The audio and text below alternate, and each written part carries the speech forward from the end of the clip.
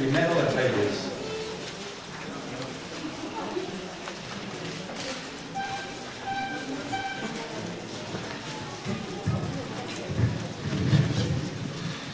Vamos a ir al primer libro de Reyes. Vamos ahí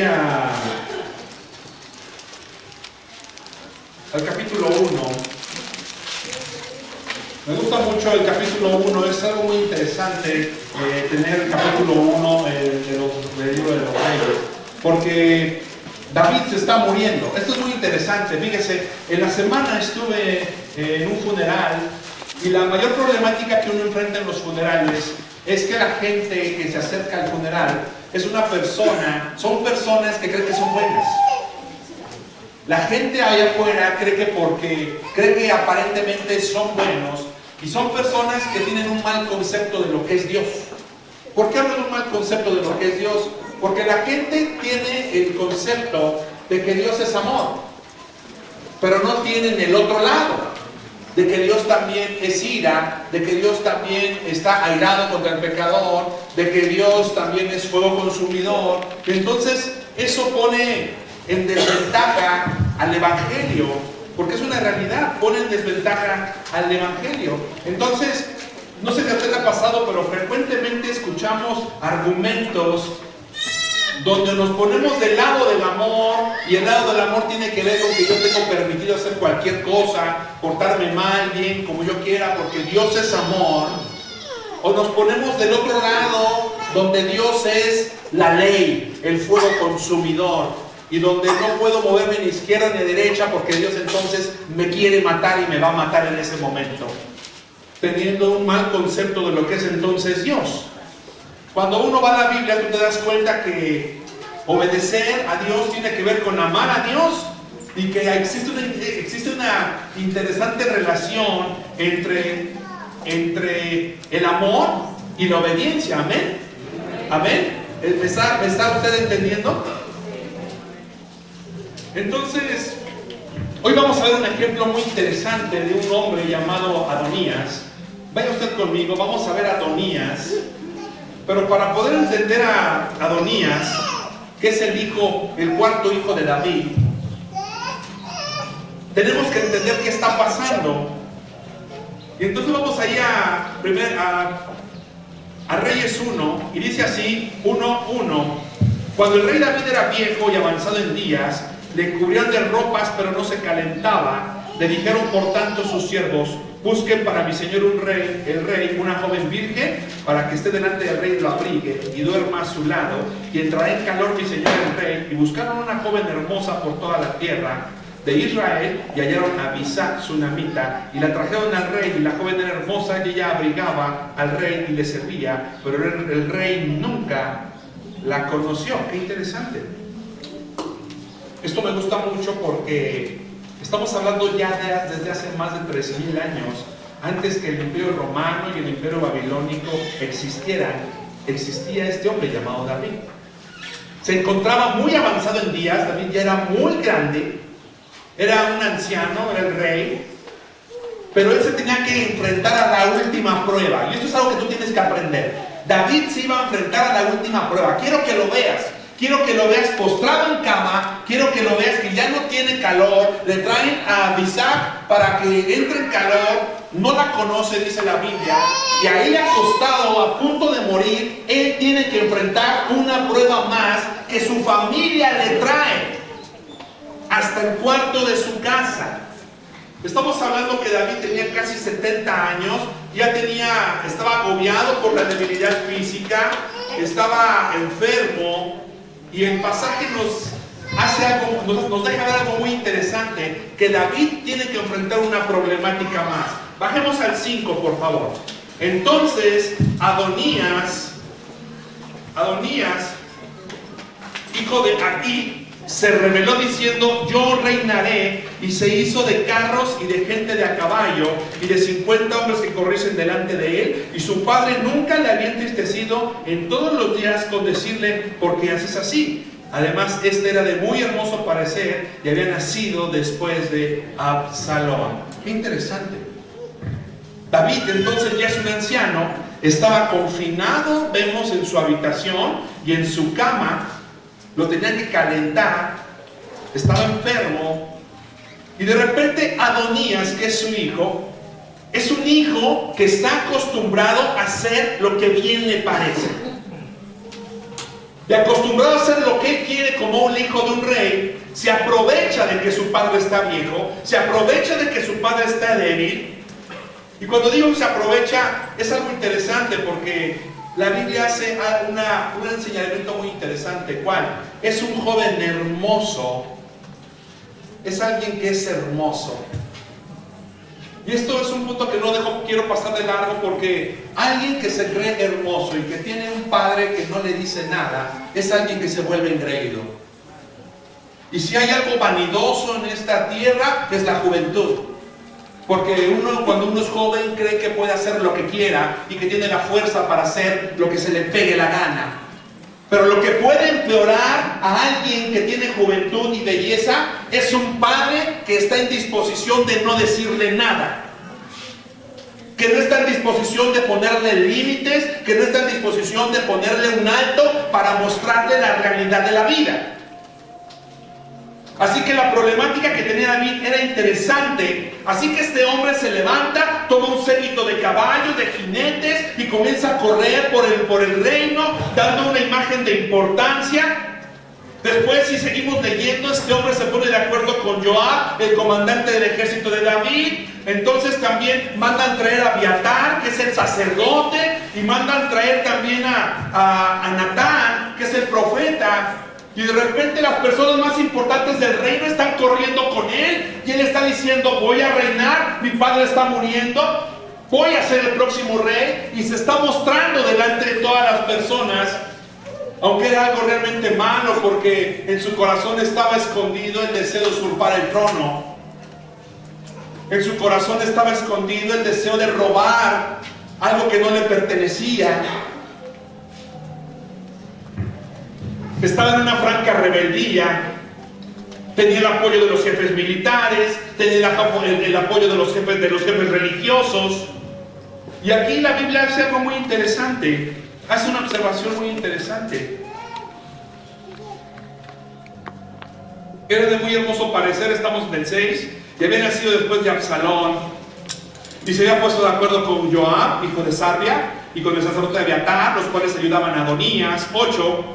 Pero el sacerdote Sadoc y Benaía, hijo de Joiada, el profeta Natán, Simei, rey, y todos los grandes de David, no seguían a Adonías. Qué interesante. Entonces, él no le había comentado a su padre, y él no estaba invitando a las demás personas. Cualquier persona, esto puede pasar de largo, pero cualquier persona que pone un poco de atención en esto tenía un significado, y el significado era que los no invitados eran a los que se tenían que matar cuando él llegara al reino. Porque no puedes dejar a nadie con vida que te pueda usurpar el reino, el trono. Así que él les estaba dando a entender indirectamente que tenía que matarlos, que los iba a matar. Por eso no los está invitando, que estaba robando el trono.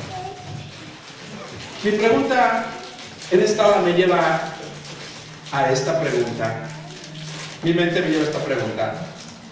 ¿Qué tuvo que haber en el corazón de Adonías para querer robarse el trono cuando su padre está en cama y está viejo?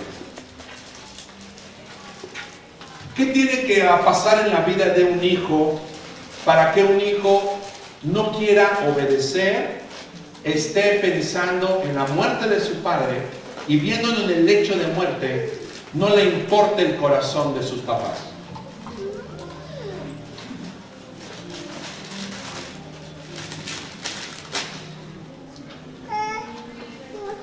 Lo único que puedo yo deducir es que había dolor. Un profundo dolor después de ver cómo sus hermanos se mataron unos a otros. Después de ver cómo su hermano violó a Tamar, cómo Absalón se levantó, mató a su medio hermano, y cómo estaba la matanza después, mataron a Absalón, y cómo solamente quedó Salomón y quedó él. Y cómo David, su papá, guardó silencio ante la atrocidad que estaba pasando en la familia. Eso trajo a la vida de Jonadab un profundo dolor.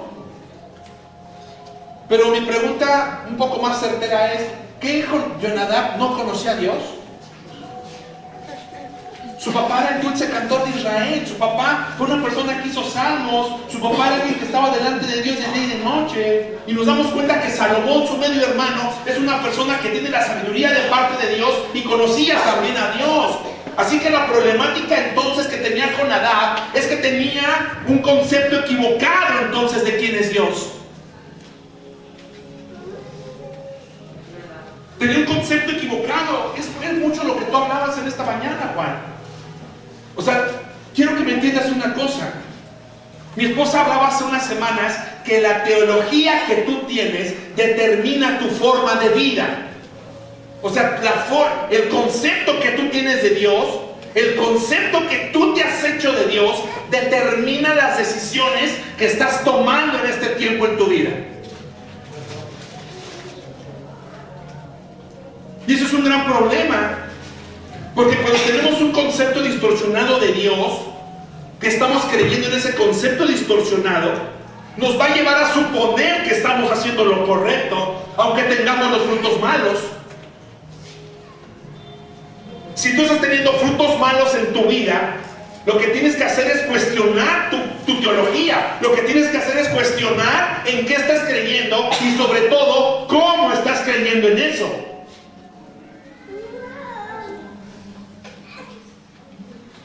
Porque una persona que dice creer y que se supone que está poniendo por obra lo que está creyendo, no puede tener malos frutos, porque entonces la Biblia no está en lo correcto. Y la Biblia es infalible. Es la mente de Dios y Él no se puede equivocar. La problemática es que el mal concepto que tenemos de Dios, o el concepto propio de Dios, esto me gusta mucho porque la gente tiene su propio concepto de Dios. Y cuando las personas tenemos nuestro propio concepto de Dios, escucha esto. Mira lo que voy a hacer aquí.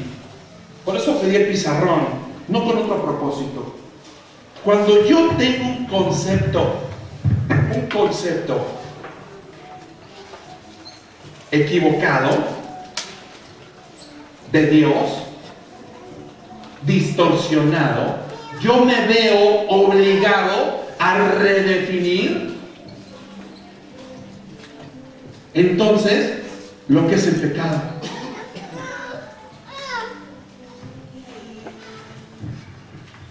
Jonadab estaba pecando porque Jonadab sabía que desde antes Salomón había sido ya levantado como rey.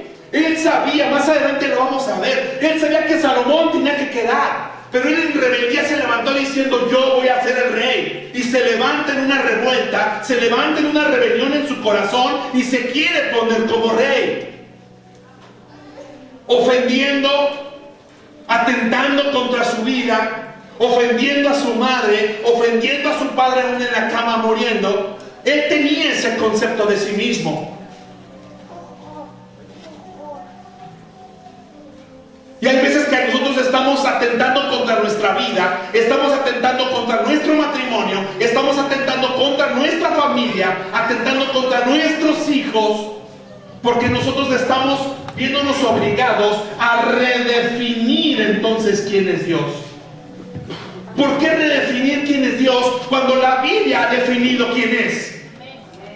¿Por qué redefinir cuál es el pecado, qué sí es o qué no es pecado, cuando la Biblia ha definido lo que es el pecado?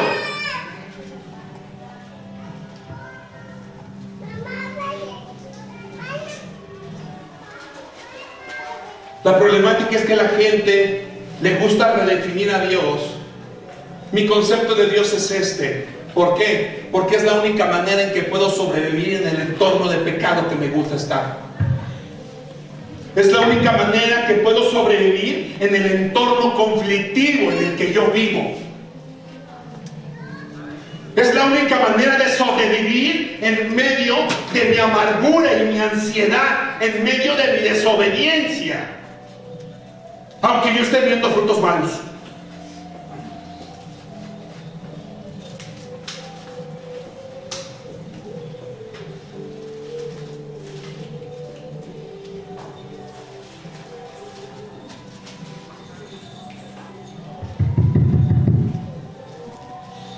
Alguien dígame. Esto es un concepto, esta es una filosofía que está circundando el mundo ahorita. Quiero poner un ejemplo, o es más, ustedes ayuden a poner un ejemplo.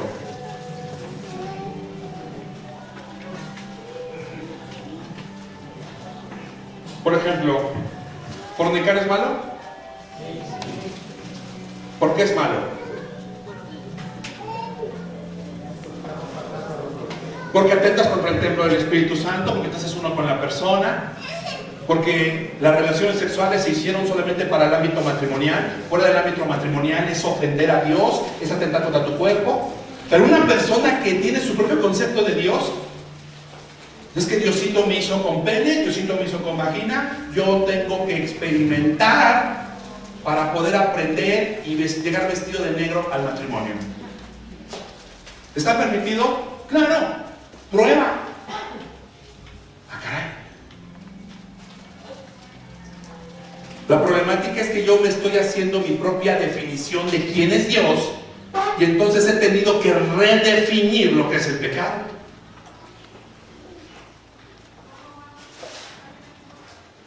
La problemática no es esa en realidad. La problemática es que yo me estoy haciendo una fe a mi medida.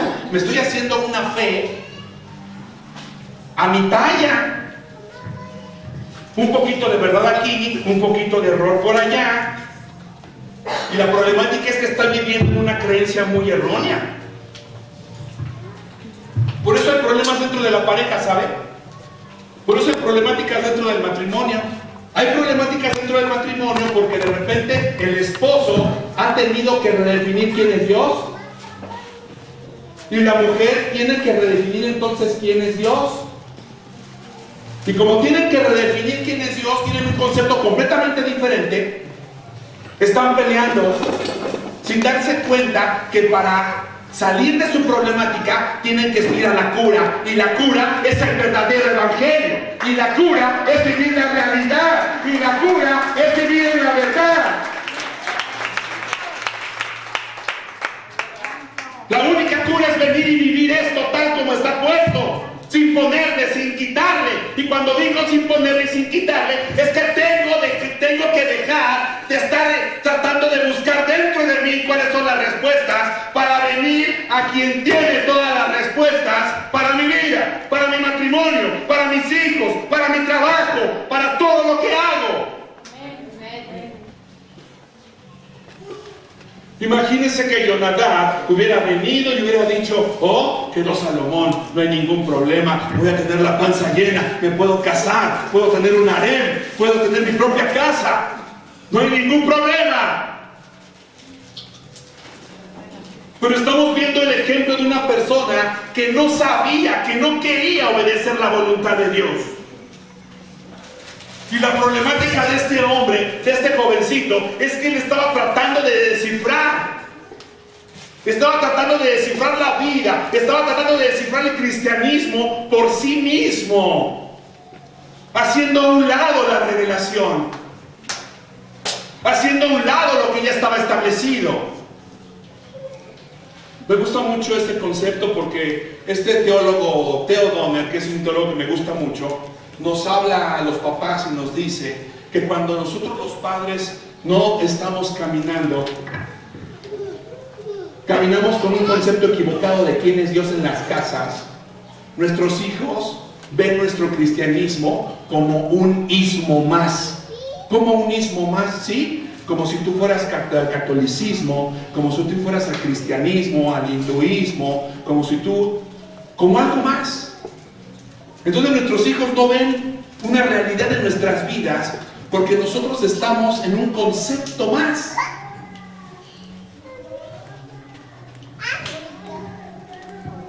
Y eso era algo muy caro, eso era algo que le iba a costar muy caro a Jonadab. ¿Por qué? Quiero que entienda esto. Las personas no entendemos, no creemos que la verdad sea la verdad hasta que hayamos determinado creer la verdad. Cada uno de los que estamos aquí y hemos obtenido un cambio en nuestra vida, Ha sido a través de estar experimentando y de querer verdaderamente ser gente genuina, viviendo lo que la Biblia dice. No viviendo lo que yo quiero, sino viviendo lo que Él me ordena, sino viviendo lo que la Biblia dice, sino viviendo lo que la palabra me está ordenando. Porque cuando yo quiero vivir bajo mi propio concepto, mezclando la Biblia y mezclando mi voluntad, voy a obtener malos frutos. Cada matrimonio que está aquí sentado, que ha visto cambios en su matrimonio, no es por la iglesia, no es por algo sobrenatural, es porque han decidido obedecer lo que la palabra manda. Así que si tú no has visto un cambio en tu matrimonio y sigues teniendo problemáticas en tu casa, es porque tú tienes un concepto equivocado de quién es Dios.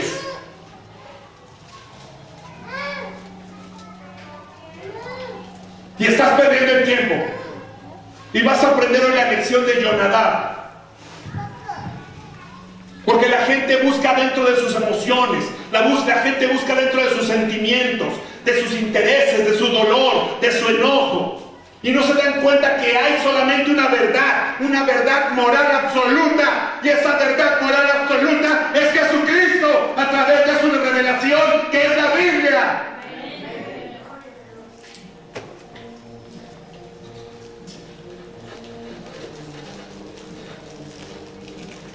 Así que la cura es el cristianismo auténtico. Porque el cristianismo auténtico contrarresta la mala creencia. O sea, el cristianismo auténtico contrarresta la falta, la pérdida de la moral, la percepción distorsionada de la realidad. Porque a veces vivimos eso dentro de las casas, una percepción distorsionada de la realidad. ¿Por qué? Porque hemos redefinido lo que es Dios.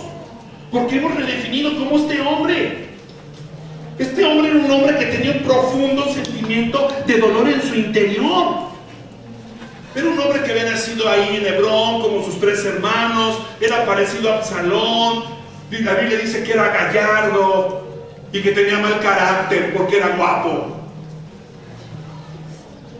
Si usted conoce por ahí un bonito, dígale, ya sabemos por qué tienes el carácter así.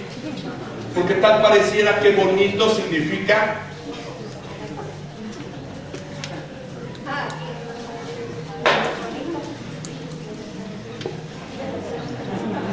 bonito.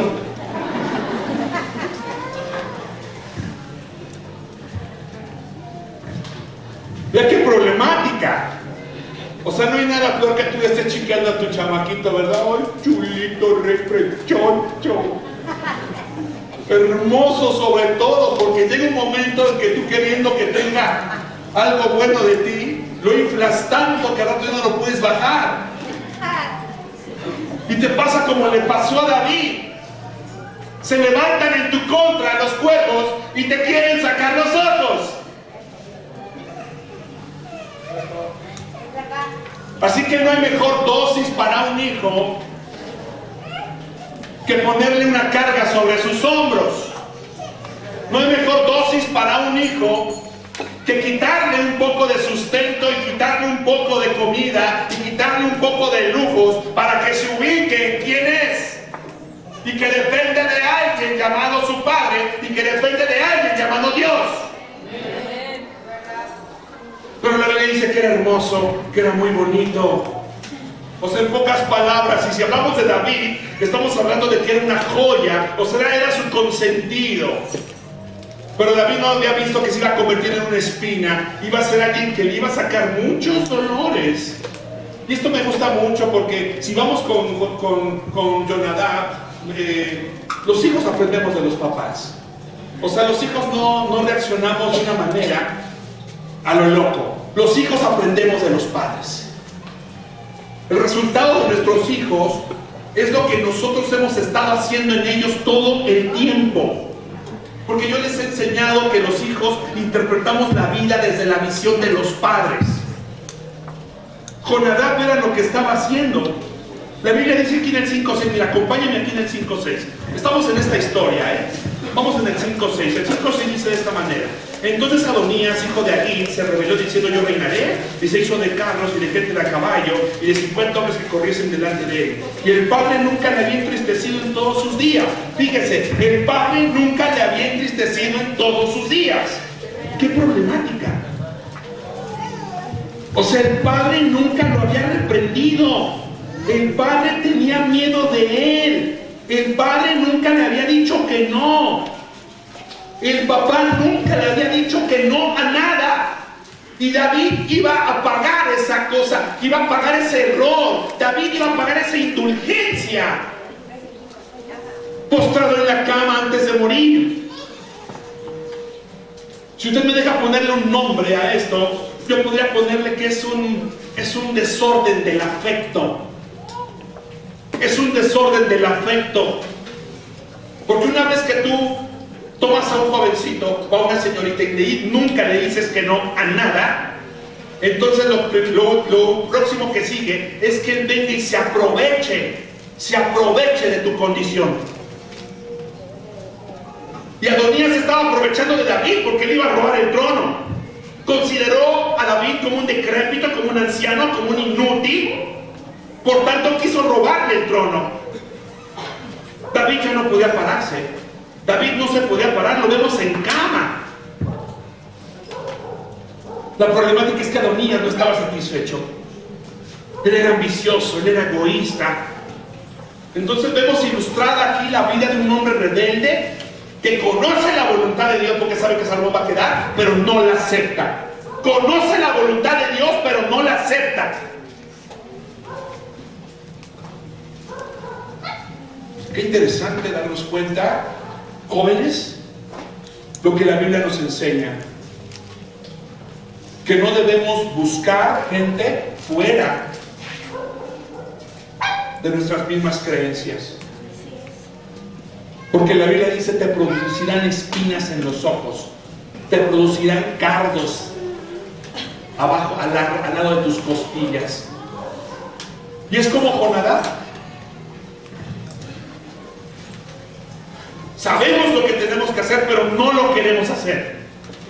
Proverbios 12:24, caminemos rápidamente. Proverbios 12:24.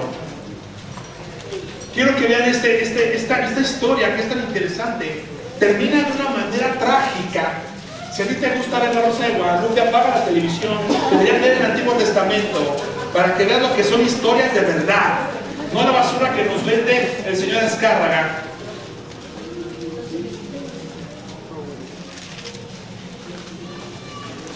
Aquí hay que puntualizar dos cosas. La primera, la imprudencia del hijo. El hijo es imprudente, el hijo hace tontería y media porque el padre nunca le dijo nada. O sea, tanto es culpa de uno como es culpa del otro. Y esto nos debe llevar a entender que los papás estamos siempre llamados a estar estorbando a tiempo y fuera de tiempo. El concepto de el papá estoy cansado no existe en la Biblia. Porque debes entender en la vida que ahorita eres papá, pero mañana vas a ser suegro. Y después de suegro no se acaba tu trabajo, vas a ser abuelo. Y después de ser abuelo no se acaba tu trabajo, estarás aconsejando a tus hijos hasta que te mueras. Tu trabajo acaba cuando estés en la tumba. Así que mientras estés en esta vida, tendrás que estar exhortando a tus hijos, sacándolos de sus errores, sacándolos de su estupidez.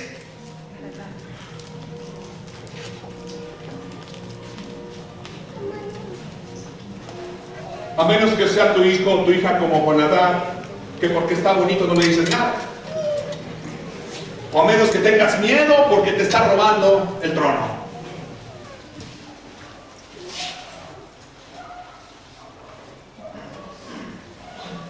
Proverbios, rápidamente, ¿lo tienes ahí, Adrián? Proverbios 12:24, fíjense lo que dice. La mano de los diligentes señoreará, mas la negligencia será tributaria. Déjalo ahí. ¿Qué versículo tan importante en el libro de Proverbios? O sea, nos está dando a entender a los papás que cuando no actuamos con diligencia, entonces el enemigo vendrá a hacerlo con diligencia. Cobrará tributo, cobrará impuesto.